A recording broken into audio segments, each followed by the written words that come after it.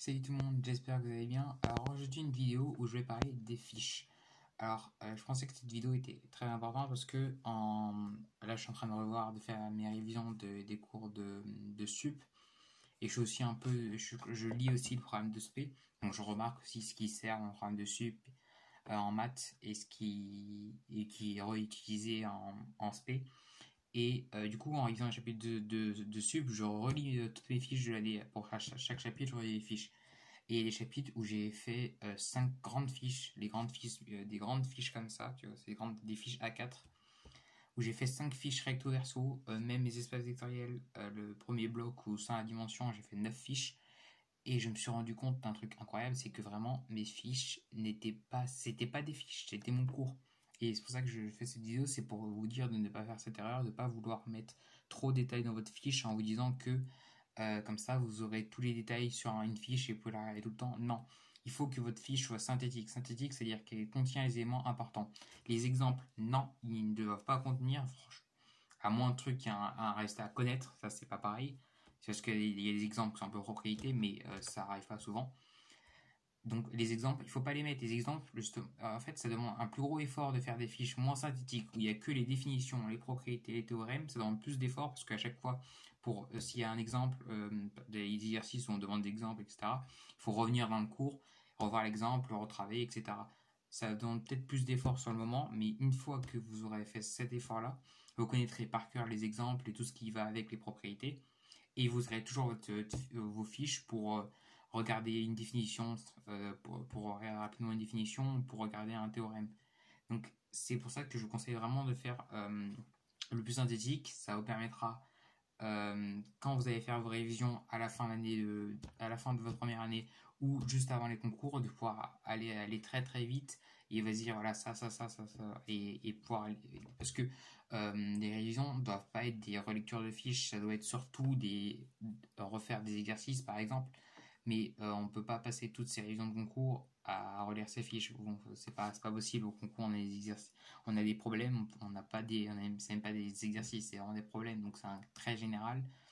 Donc si on est buté sur nos fiches, d'autant que moi, quand je regarde des fiches vectorielles, il y a vraiment des exemples qui sont inutiles parce qu'en cours d'année, votre prof vous donne des exemples par rapport à l'avancement que vous avez dans l'année. C'est-à-dire que par exemple, quand on fait les espaces vectoriels, on n'a pas encore vu les matrices, on ne va pas parler de les matrices EIJ comme base canonique. Il y a plein d'exemples que quand je relis après en ayant fait tout le programme, je me dis ah oui d'accord, mais c'est évident cet exemple parce que évidemment maintenant je connais déjà toute la suite qui va après. Et c'est ça que je vous conseille vraiment de faire au maximum, de réduire au maximum à part peut-être les méthodes, mais les méthodes vraiment essentielles. C'est-à-dire que par exemple des trucs très très très spécifiques, genre une décomposition en éléments simples, une fiche, ça doit dire comment on fait une décomposition en éléments simples. Ou par exemple décomposer une permutation en produit de transposition, ça votre fiche doit expliquer au moins.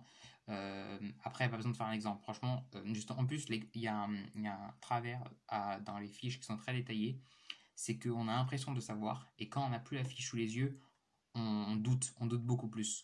Donc c'est pour ça que vaut mieux avoir vraiment un nombre fini de choses, enfin très, très restreint, les définitions importantes, les théorèmes et les propriétés, pas plus, parce qu'à chaque fois qu'on voit un exemple d'une mise en application d'un théorème, on se dit ah oui on fait ça, on fait ça, on fait ça.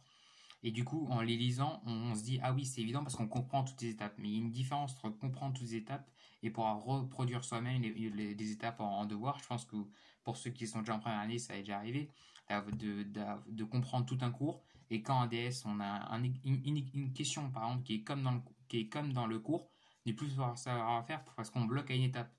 Et si on avait fait l'effort de juste faire une fiche avec tous les théorèmes et pas les exemples, et que les exemples, on les a travaillés plusieurs fois, les exemples, on les connaîtrait, on serait capable de les reproduire, et on n'aurait pas cette illusion de connaître en lisant sa fiche. Donc voilà, c'était juste pour vous dire ça. Les fiches, c'est important, mais ça fait pas tout. Donc c'est pour ça que je vous dis, ne passez pas trop de temps à faire des fiches, même si c'est important pour à la fin réviser les écrits et même les oraux. Donc voilà. Bref, vous pouvez continuer à me poser des questions sur Instagram, je suis toujours disponible. Je vous souhaite une très bonne semaine, une très bonne journée, et je vous dis à la prochaine pour une nouvelle vidéo.